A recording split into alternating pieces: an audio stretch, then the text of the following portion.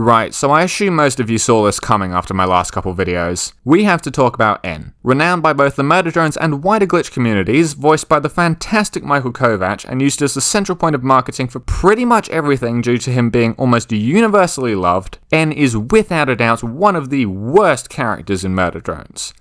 Let me explain. The idea of eNd as a character is not unique in the slightest. The bubbly, optimistic type with little self-awareness is a staple of shows, particularly in the animated sphere. It's a nice contrast to a more serious setting or brooding characters, and can provide some good comic relief. If we take a look at the story of this show and its protagonist, it becomes incredibly obvious why eNd was chosen to be the way he is. As a foil to Uzi, he works incredibly well, and it was obvious from the outset he was going to make a positive impression on the audience. This is why my favourite version of eNd is found in the pilot in episode 2. Pilot eNd is a total subversion of expectations, and his exposition segment is entirely based on his personality, which prevents the audience from realizing that they're just being told the plot of the show. Learning to be traitorous and not always follow orders is a decent enough character arc to go through here, and the fact that Uzi is the driving force behind this change in the pilot is a great setup for his future attachment to her. After all, she's the one who freed him from a situation so bad he was subconsciously harming himself. Ever realize how he never stabs himself with his tail once Uzi comes along? Just some food for thought. Heartbeat is a nice extension from the pilot in terms of eNd as a character. The flashback to his time at Elliott Manor acts as a new hook for the audience who may at this point still be questioning if the show is right for them. By creating a mystery that isn't solved in the episode it appears, it allows for much more longevity in the viewer's interest, and using a character that's designed to be as likable as possible is perfect for this. Through the episode, eNd's relationship with Uzi is the primary point of his development. The constant questions about her well-being shows that he's formed a genuine bond with her without trying to force that romance angle. Cough. Episode 4.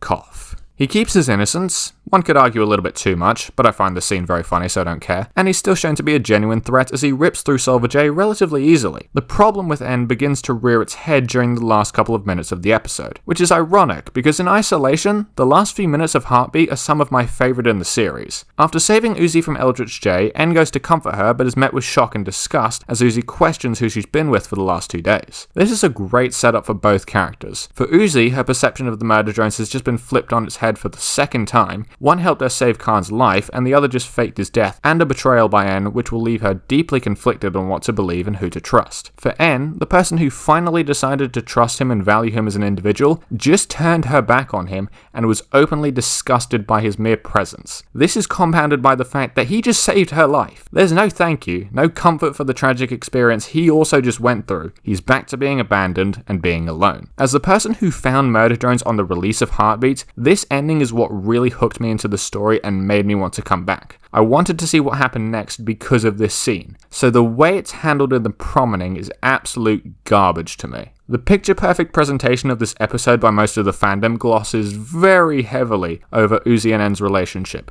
which is why I think I'm the first person to bring this up in a video. I don't have much of a problem with taking the remorse route for both of these guys. They are both very important to each other despite not having a very long relationship. The scene of them making up is fine, but past that point is where I start to have a problem. You'd think that even if they're both willing to put their differences aside and continue as a duo, there would at least be some tension. After all, you saw what just happened no more than a day or two ago. They were openly disgusted and afraid of each other. But there's absolutely none of that. From the second they decide to go and stop altogether, there is no hint, no inclination that anything ever happened. eNd in particular seems all too eager to do anything that will help or protect Uzi, even if it means putting his own life in danger. This is not normal behaviour, and it's where the eNd is an accessory to Uzi argument begins to take form. An argument that is only intensified by the 2 weakest episodes in the show. In the context of Glitch as a whole, episode 4 and 5 are pretty bad, at least from a writing perspective. 4 cuts out a lot of that learning arc that people so often want to see when a protagonist gains new powers, and the main conflict doesn't really land because we had no idea something like that could happen to Uzi. This garbage laptop I'm using to record doesn't sprout wings when I forget to put it in the freezer during the summer, it just dies. But that's a whole other video for another YouTuber to make. The more pressing matter in terms of eNd is episode 5. Episode 5, eNd is a strange thing. He starts as an innocent caretaker for the end of the world, which fits in quite nicely in the episode where he's supposed to star his backstory, but it fades almost as quickly as it appears. Crozy shows up 10 minutes into the episode and starts ordering him around like he's a beloved chef, and ultimately turns what should have been eNd's starring moment into him once again playing second fiddle.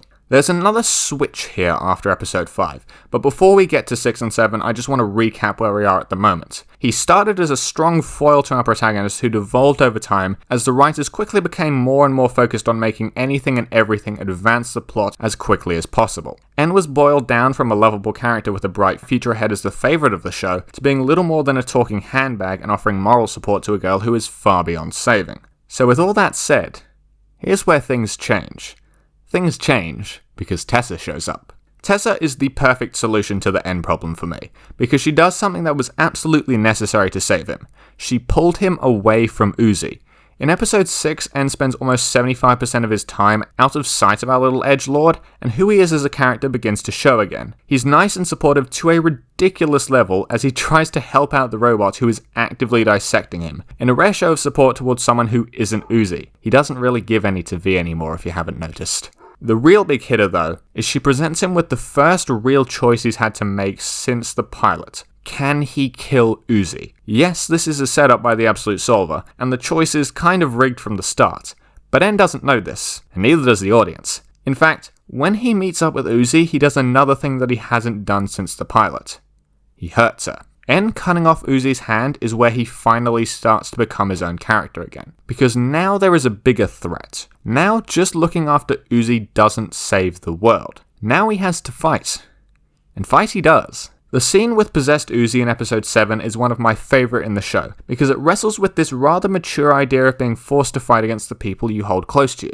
It also shows just how much of a fighter eNd still is, because we haven't seen much of that across the last 3 or 4 episodes. There aren't really any moments where he gets overpowered unless he does something to deliberately save Uzi and put himself at a disadvantage, and there are multiple chances where he can kill her, bringing back an aspect of our boy that's been lacking since episode 3. So where does that leave us for the finale? Can Liam and the boys bring eNd's character arc to a satisfying conclusion? In short, maybe yes. It will take some incredible writing and a lot of care to do, but it's not a total write-off. If they can manage to nail eNd's character here, episode 8 will be the best in the series. But if they can't, I'm scared we might all get let down.